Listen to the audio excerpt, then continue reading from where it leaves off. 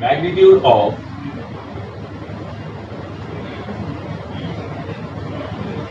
physical quantity.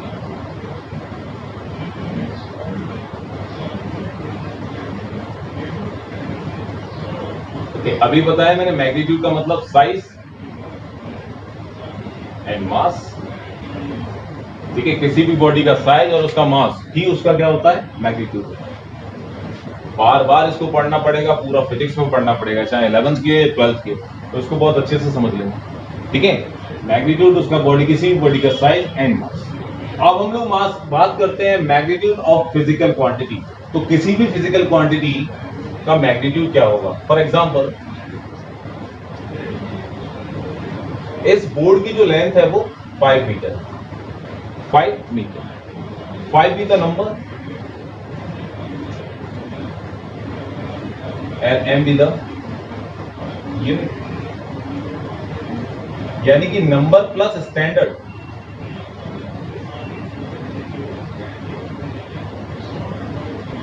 क्या indicate करता है, किसी भी फिजिकल क्वांटिटी के मेजरमेंट, किसी भी फिजिकल क्वांटिटी के मेजरमेंट. क्लियर हो गया.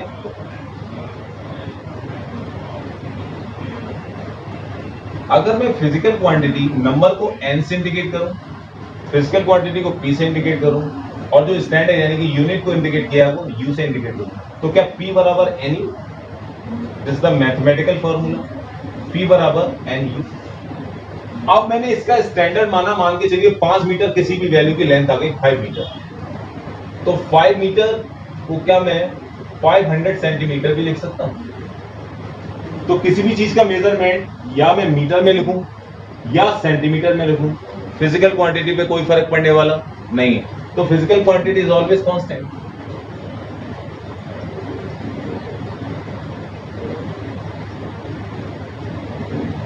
Always constant.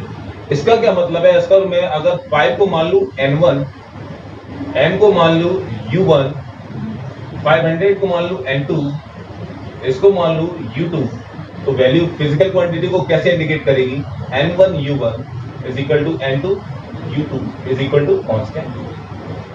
चाहे मैं 5 मीटर लिखूं या 500 सेंटीमीटर लिखूं या mm में लिखूं, कन्वर्ट कर सकते हैं हम लोग. क्लियर हो गया. So this is physical quantity, p is equal to nu is always constant, always constant. ठीक है, ओके. अगर मैं बोलूं कि 5 metre is equal to 500 centimetre, तो 5 500 से छोटा है, तो यहां n1 छोटा है. अगर मैं इसकी यूनिट की बात करूं तो सेंटीमीटर से बड़ी है यूनिट.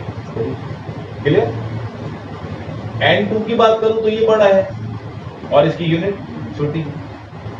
इसका मतलब क्या है, अगर नंबर बड़ा होगा तो उसके साथ लगने वाली जो यूनिट है वो कैसी होगी, छोटी होगी. ठीक है. अगर नंबर छोटा है तो उसके साथ ये आने वाली यूनिट है वो कैसी होगी, बड़ी होगी. क्लियर. अब मीटर क्या बनाया हमने, एक स्टैंडर्ड बनाया. इसको हम लोग सेंटीमीटर में भी लिख सकते हैं, मल्टीप्लाई बाई 100. तो ये किसका हो गया, 500. बात तो एक ही है, 5 मीटर बोलूं या 500 सेंटीमीटर बोलूं, दोनों चीजें फिजिकल क्वांटिटी हैं. ये physical quantity n1 u1 is equal to n2 u2 equal है.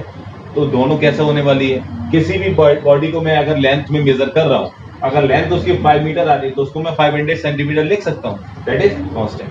क्लियर. इसका क्या मतलब है, अगर मैं 5 मीटर ले रहा हूं तो इसका जो नंबर है वो छोटा आ रहा है और यूनिट बड़ी आ रही है, क्योंकि देखिए सेंटीमीटर छोटी यूनिट होती है और ये नंबर देखिए बड़ा है, यूनिट कैसी है, छोटी है. तो इसी टर्म में हम लोग किसी भी फिजिकल क्वांटिटी का मेजरमेंट कर सकते हैं. क्लियर हो गया. अब मैं एक एग्जांपल की बात करता हूं. मान के चलिएगा 1 इलेक्ट्रॉन वोल्ट,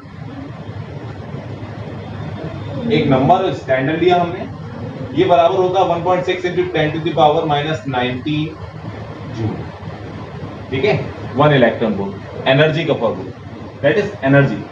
1 इलेक्ट्रॉन वोल्ट बराबर 1.6 into 10 to the power minus 19 joule. अगर मैं आपसे पूछूं इलेक्ट्रॉन वोल्ट बड़ी है या जूल बड़ी है, दोनों में से कौन सी यूनिट बड़ी है, तो देखिएगा कैसे बताएंगे. 1 electron volt is equal to 1.6 joule. 10 to the power minus 19 को लिख सकते हैं 10 टू द पावर 19 फ्रैक्शन, ये इधर चला जाएगा तो 10 to the power 19 electron volt is equal to 1.6 joule. 1.6 joule. इसका मतलब है 10⁹ इलेक्ट्रॉन वोल्ट में कितना जूल एनर्जी आ रही है? 1.6। बहुत बड़ी है, बहुत छोटी? दैट बहुत छोटी है। अगर ये नंबर आपका बहुत छोटा है तो इसकी यूनिट कैसी होगी? बड़ी होगी। क्लियर? इसका मतलब क्या है? जूल जो है आपका बड़ी होती है किससे? Electron. Electron. Clear? This is magnitude of physical quantity. Okay, comes to the next topic, types of physical quantity. Types of physical quantity. ठीक है, तो जो फिजिकल क्वांटिटी है उसकी अगर टाइप्स की बात करें तो there are two types. First, fundamental quantity,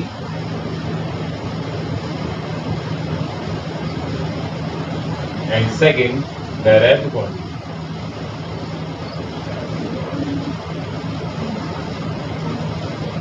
Fundamental quantity and derived quantity. अब मैं बात करूं what is fundamental quantity और what is derived quantity, उससे पहले मैं आपको छोटा सा एग्जांपल बताता हूं। जब भी हम लोग किसी वोकैबुलरी की बात करते हैं या किसी भी वर्ड बनाने की बात करते हैं या कोई भी सेंटेंस बनाते हैं तो उससे पहले हमें ABCD आना चाहिए, अल्फाबेट्स पता होना चाहिए A to Z। There are 26 alphabets. अगर वो हमें 26 अल्फाबेट नहीं आएंगे तो क्या हम कोई भी वर्ड बना सकते हैं? किसी भी वर्ड का इंग्लिश मीनिंग बता सकते हैं? नहीं बता सकते। कोई भी वोकैबुलरी बना सकते हैं? नहीं बना सकते। तो अल्फाबेट्स जब हमें पता होगा तभी हम लोग कोई भी वोकैबुलरी बना सकते हैं। क्लियर? उसी तरीके से वो अल्फाबेट्स जो है वो आपके फंडामेंटल अल्फाबेट्स हैं और जो आपकी वर्ड जो बने हुए हैं दैट इज A से Z तक जब हम लोग अल्फाबेट्स याद कर लेते हैं तो अगर मैं किसी भी वर्ड की बात करूं दैट इज एप्पल। क्लियर? बहुत कॉमन वर्ड एप्पल। तो क्या एप्पल किसी एक वर्ड से बना हुआ है? नहीं। तो क्या ये A B से रिलेटेड है? ये A P से रिलेटेड है? नहीं। P L से रिलेटेड है? नहीं। L E से रिलेटेड है? नहीं। कोई भी अल्फाबेट एक दूसरे से रिलेट नहीं करता, फिर भी वो कॉम्बिनेशन बना के एक वर्ड बना देता है, एक वोकैबुलरी बना देता है। क्लियर? उसी तरीके से हम अगर यूनिट की बात करते हैं तो आपके पास अगर यूनिट्स होंगी उन यूनिट्स को यूज करके हम लोग उसकी डेराइव क्वांटिटी बना सकते हैं, डेराइव क्वांटिटीज बना सकते हैं।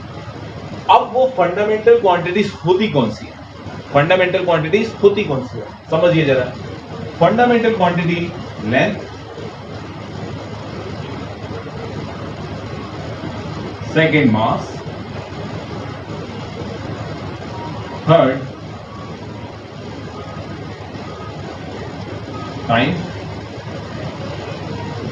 Fourth current electricity,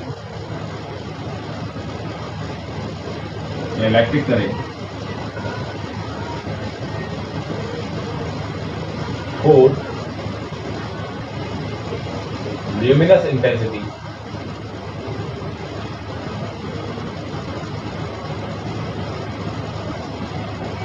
fifth amount of substance,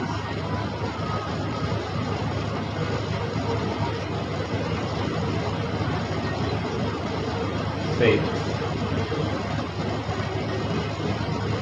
temperature,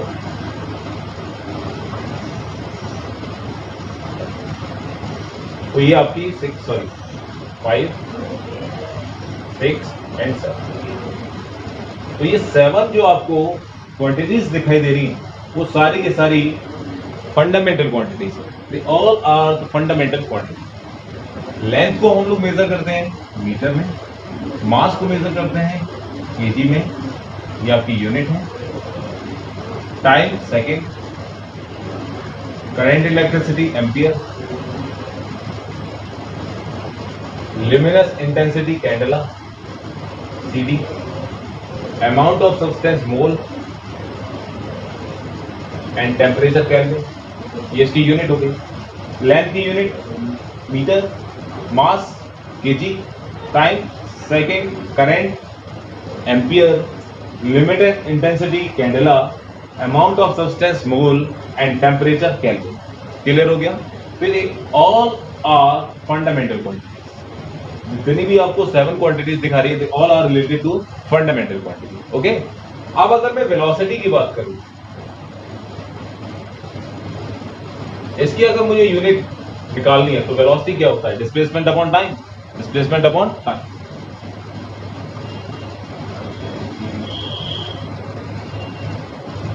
तो डिस्प्लेसमेंट एक्चुअली है क्या? लेंथ। उसको किस में मेजर करेंगे आप लोग? मीटर।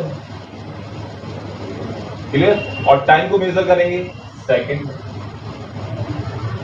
देख रहे हैं ना आप, फंडामेंटल क्वांटिटी का यूज होके हम लोग वेलोसिटी को डिस्क्राइब कर रहे हैं, वेलोसिटी की यूनिट को डेराइव कर रहे हैं। क्लियर। तो इस मीटर पर सेकंड को हम लोग क्या बोलने वाले हैं? This is derived unit.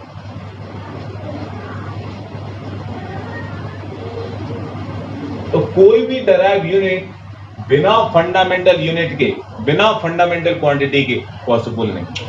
Clear हो गया। तो ये सारी के सारी फंडामेंटल क्वांटिटी लाइक अल्फाबेट्स, और ये जो वेलोसिटी की जो यूनिट आपने बनाई है, this is like vocabulary.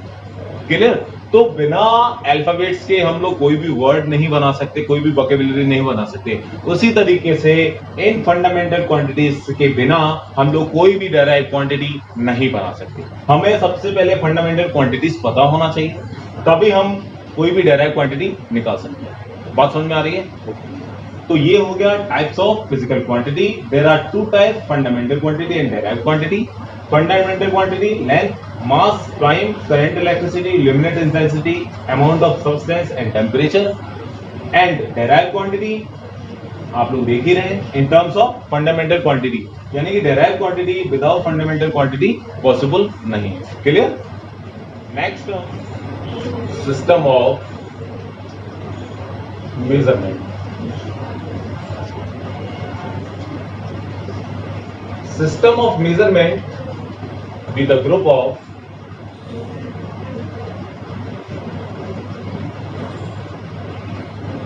physical quantity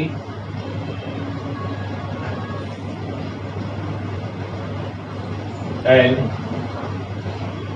derived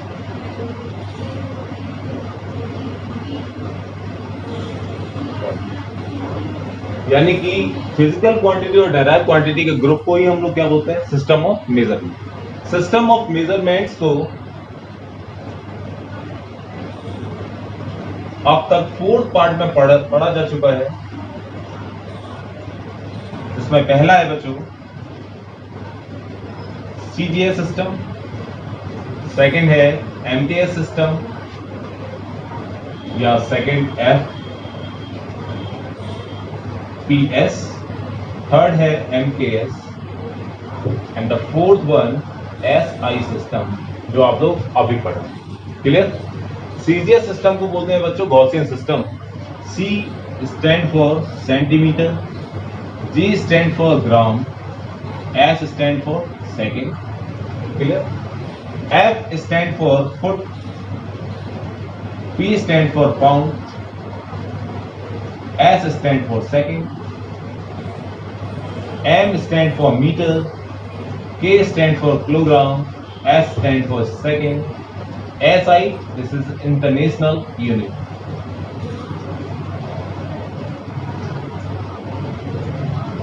International unit, that is international system, जो हम लोग अभी पढ़े। अब सेंटीमीटर मतलब लेंथ, ग्राम मतलब मास एंड सेकंड मतलब time, foot length, pound mass and second time. Similarly metre length, kilogram mass and second time. ठीक है। तीनों टर्म्स आपको दिखाई दे रहे हैं, ठीक है ना। तो CGS system is the Gaussian system, FPS foot pound system ये ब्रिटिश सिस्टम है आपके, MKS metre kilogram second system, इसमें भी लेंथ मास और टाइम का इंडिकेट हो रहा है, इसमें भी लेंथ मास और टाइम इंडिकेट हो रहा है, और इसमें भी लेंथ मास और टाइम। इन तीनों को मिला के ही हम लोग आगे डायमेंशंस पढ़ने वाले हैं। ठीक है, किसी भी क्वांटिटी की हमें अगर किसी भी डायरेक्ट क्वांटिटी की अगर हमें डायमेंशन निकालनी है तो हम लोग इसी का यूज करके उसकी डायमेंशन भी निकालेंगे। तो ये MLT हेल्प करेगी हमें किसी भी यूनिट की डायमेंशन निकालना। ठीक है ना? ओके, अब नेक्स्ट है SI सिस्टम, इंटरनेशनल सिस्टम, जो कि हम लोग अभी पढ़े। क्लियर? तो system of measurement is what, which is the group of physical quantity and direct quantity. System of measurement को अब तक 4 पार्ट में पढ़ा गया है, जिसका पहला है CGS सिस्टम, नेक्स्ट पढ़ा गया था FPS, उसके बाद MKS and now SI system. Okay, CGS system that is centimetre gram second, foot pound second, metre kilogram second, और तीनों यूनिट किसको इंडिकेट कर रही है? लेंथ, मीटर और सेकेंड को, दैट इज लेंथ, मीटर और टाइम। ओके, तो ये हो गया आपका सिस्टम ऑफ मेजरमेंट। क्लियर? इसके बाद जो फंडामेंटल क्वांटिटीज बनाएगी 7।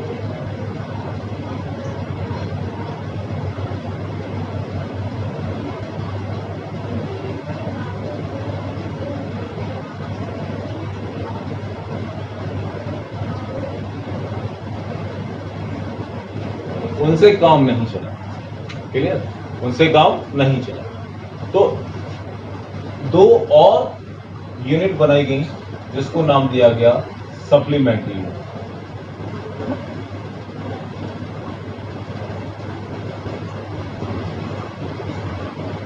सप्लीमेंट्री यूनिट, कभी कभी क्या होता है, कुछ स्पेशल कैरेक्टरिस्टिक हम लोग ले लेते हैं, कुछ स्पेशल कैरेक्टर हम लोग यूज कर लेते हैं। ठीक है, जब कोई भी काम नहीं। 7 फंडामेंटल क्वांटिटी आप लोगों ने यूज की, उसके अलावा 2 और सप्लीमेंट्री यूनिट साइंटिस्टों ने चूज की। वो 2 यूनिट थी आपकी plane angle and solid angle. Plane angle and solid angle. तो there are 2 supplementary unit, plane angle and solid angle. और प्लेन एंगल की जो यूनिट है वो होती है रेडियन, और सॉलिड एंगल की जो यूनिट है वो बच्चों होती है स्टेरेडियन।